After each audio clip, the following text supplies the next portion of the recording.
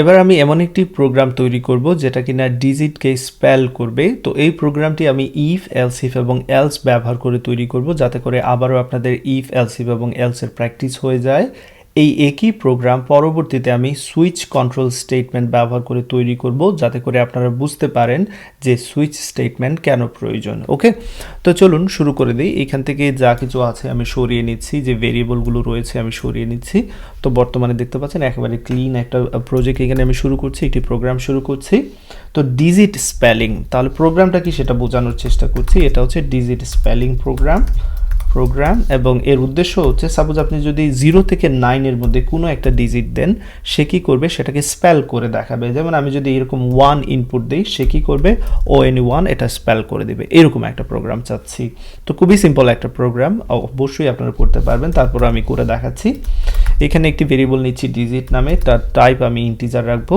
ইউজারের কাছ থেকে যে কোনো একটা ডিজিট নিতে চাচ্ছি, সেই জন্য প্রিন্টএফ এর মাধ্যমে বলে দেব যে ডিজিট এন্টার করার জন্য এন্টারের ডিজিট ফ্রম 0 to 9, 0 থেকে 9 এর মধ্যে যে কোনো একটা ডিজিট দেওয়ার জন্য আমরা ইউজারকে বললাম এখানে। তাহলে ইউজার দিলে সেটা তো আমার নিতে হবে, এবং কিসের মাধ্যমে আমরা নিব, স্ক্যানের মাধ্যমে নেব। নিয়ে তাকে কার মধ্যে রাখবো, সেই ডিজিটটাকে ডিজিট যে ভেরিয়েবল রয়েছে তার মধ্যে রাখবো। ওকে, এবার আমরা কন্ডিশন চেক করব। এবার অনেকগুলো কন্ডিশন, তাই না? যদি ডিজিট যেটা দিবে সেটা যদি 0 এর সমান হয়, 0 এর সমান হলে কি করব, আমরা প্রিন্ট করব। আমরা এখানে কার কাছ থেকে প্রিন্ট করব, ফরম্যাট থেকে প্রিন্ট করব। কি প্রিন্ট করব, আমরা প্রিন্ট করব যে 1, দ্যাটস ইট। 0 অ্যাকচুয়ালি 0 দিলে তো ডেফিনেটলি 0 প্রিন্ট করব। সো এই তো নিউ লাইন দিয়ে দিলাম। তাহলে প্রথম কন্ডিশন আমাদের ডান। এরকম অনেকগুলো কন্ডিশন আমাদের লিখতে হবে, তাই না?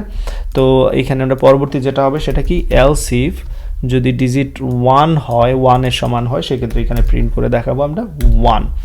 এন্ড এইখানে আমি জাস্ট এটা ঠিক করে নিচ্ছি। তো এরকম আমাদের আরো অনেকগুলো কন্ডিশন লেখা লাগবে।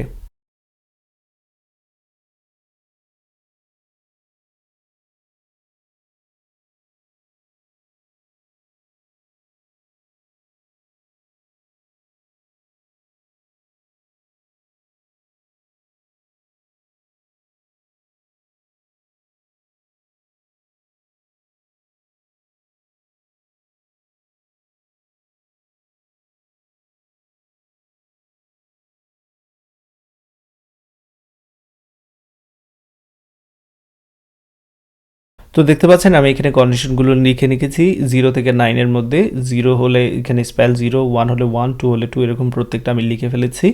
আপনারা টাইপ করে নিতে পারেন। আর যদি কোনোটার সাথে ম্যাচ না হয়, সেক্ষেত্রে আমরা বলে দেবো এলস এর মাধ্যমে যে সেটা invalid. Okay, so else then প্রিন্টএফে বলে দিচ্ছি not a valid digit, not a valid digit. Okay, that's it. So আশা করি এতটুকু আপনারা নিশ্চয়ই বুঝতে পেরেছেন। এখানে নতুন করে আসলে কোনো কিছু আপনারা শিখছেন না, জাস্ট প্র্যাকটিস করতেছেন ইফ এলস।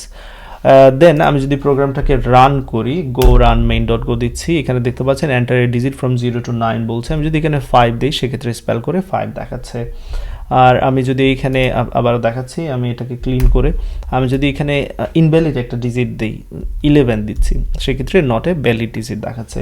সো আশা করি এখানে এতটুকু আপনারা বুঝতে পেরেছেন। এবার আপনারা শিখবেন কিভাবে সুইচ কন্ট্রোল স্টেটমেন্ট ব্যবহার করে এই কাজটাকে আরও সিম্পল করতে হয়।